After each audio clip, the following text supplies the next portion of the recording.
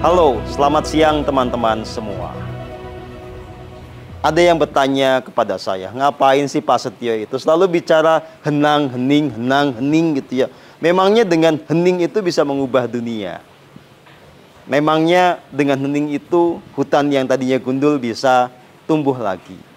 Memangnya dengan hening itu kita bisa menciptakan ketahanan pangan. Begini saudara dan saudari yang saya kasihi. Perjuangan itu ada banyak fasenya, ada banyak bentuknya, dan semuanya sebetulnya saling terkait. Saya dulu aktivis NGO, bekerja dengan idealitas, menggunakan nalar saya, menggunakan intelektualitas saya, dan pada kenyataannya saya berujung kepada satu titik frustasi ya, karena merasakan membentur satu tembok yang sangat besar, sangat tebal yang tidak bisa saya runtuhkan.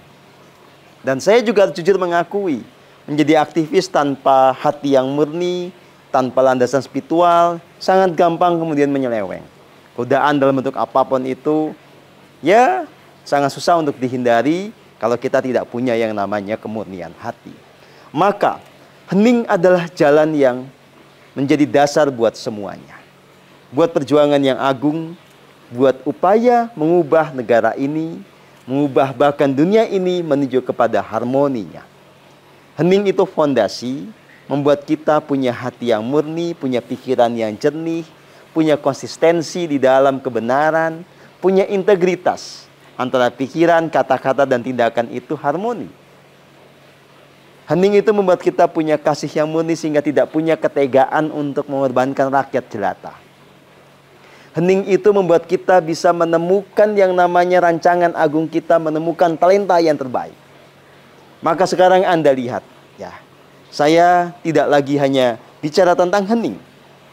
Hening tetap menjadi porosnya, ya, menjadi hal yang paling utama yang kita kerjakan bersama. Tapi kita juga mulai mengubah menjadi aksi yang nyata. Kita punya namanya Sigma Farming. Ini juga buah keheningan.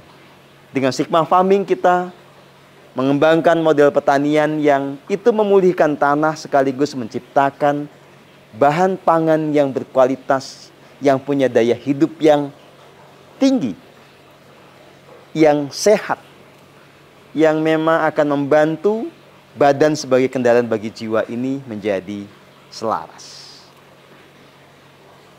Kita juga punya banyak kegiatan lain.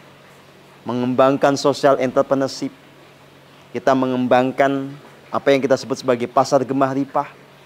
Ini adalah tentang bagaimana turning spirituality into action.